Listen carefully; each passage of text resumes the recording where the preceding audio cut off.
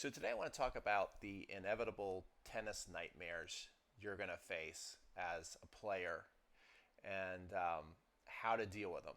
So this past weekend, I got a panicky text from one of my totally obsessed students. He's come out to train with me in person. We do virtual lessons together. Great guy, really good player. I would say a strong 4.0 tennis player. And by the way, if you're interested in either doing virtual lessons with me or coming to train with me, check out if you're listening to this podcast on one of my web pages, you can figure out a way to hook up with me there. But anyway, so he sends me this text, and it is just going on and on about what a terrible serving day he had and how he was double faulting a ton and how his toss is all over the place, and he's pretty sure that his toss is the big problem and it's throwing off his balance, and he was just going into a tailspin, and he said that he literally is sending this right after the match. And I was just kind of taken back a little bit because all our previous texts before this were very positive after he left. Not to say that I cured everything in his game, but like here's an example of one of the texts that he sent me, and then there were several follow-up texts very similar. Just played the best tennis I've ever played.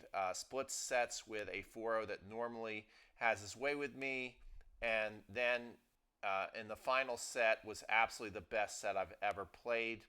He told me he'd never seen me play like that. So I was getting a lot of texts like that up until this point. Forehand's improving like crazy, serves feeling really good, and then all of a sudden I get this text. So I decided to give him a call right away, and he was basically saying, "Yeah, this was the worst day ever, and my serve, I'm pretty sure it's my toss." And I just let him go on and on for a while. And he's like, "Well, what do you think I should do?" And I was like, "Well, so how often has this happened? Like, how many times did you double fault today?" He's like, I double faulted at least 10, 12 times. It was really, really terrible. I'm like, well, okay, well, when's the last time you double faulted 12 times like this? Well, I haven't done that in a long time. I can't remember the last. This is like the worst I've ever served. I'm like, okay, so you haven't been double faulting a lot in your match. It's like, no, normally I've been playing good. Maybe one double fault a set, sometimes even less than that. I'm like, okay. And then we just kept continuing to dive deeper and deeper together. And it sounded to me like this was a one off thing, that he really hadn't been having a big problem on his serve and that everything was fine. And I said, he's like, so what do you think I should do? I said, well, it's unless I'm missing something, unless you're not sharing something with me, it sounds like today was just your turn to play bad. And he's like, what? And I'm like, yeah, I mean, it was just your turn. It was the tennis gods decided that today, everything was going to be against you, and especially your serve. And it was just your turn. I wouldn't really um, overreact to it, think too much into it, be looking for a bunch of answers. I would just kind of let it go if I were you, just based off everything you're telling me. He's like, well, yeah, but I've been practicing so hard and working so hard on my game. I mean, this shouldn't happen. I said, well, why? He said, it happens to everybody. Coco Gauff, she won the French Open this year, but she certainly had her fair share of matches. Sounds like way more matches than you even had, where she's double faulting a ton. Not to say that, to compare herself and Coco Gauff one way or the other, good or bad, because she, for as great as she is, she's actually having, quite unusual double faulting habits in her matches. But my point was, as I said to him, listen, every pro, every club player, depending if you have enough athletic skills, and this guy did, about 5 times a year you're going to play unbelievable, where you can do no wrong, right? It's just your turn to play great, and everything you touch turns to gold. And the same thing happens with the other thing, where no matter how hard you've been practicing, how excited you are for the match, how focused you are, how hard you're trying. It just, nothing seems to matter some days. You're just going to play awful tennis, and one of your shots might fall apart.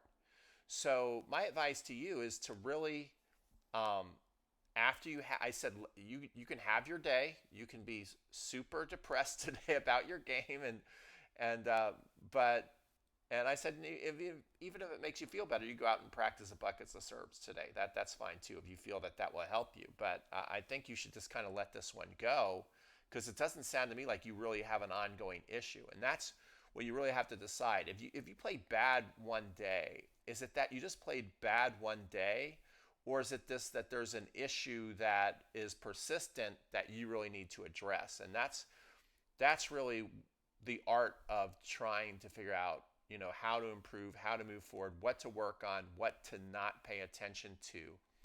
And that just seemed to be one of those days to where I wouldn't really give it much weight. I wouldn't let it carry on with me and then turn it into a problem that really isn't there, because that can happen to where you really don't have a problem, and then you create the problem, and then the problem keeps showing up. So I just want to read his final text to me a day after. This is literally a day after. Much, much better today. 2 double faults the entire match, and I played sensational. Thank you. I will build off this wisdom you shared with me yesterday, and I'll put that experience in the bank. So there you go. My friend, if you're listening, this one was dedicated to you.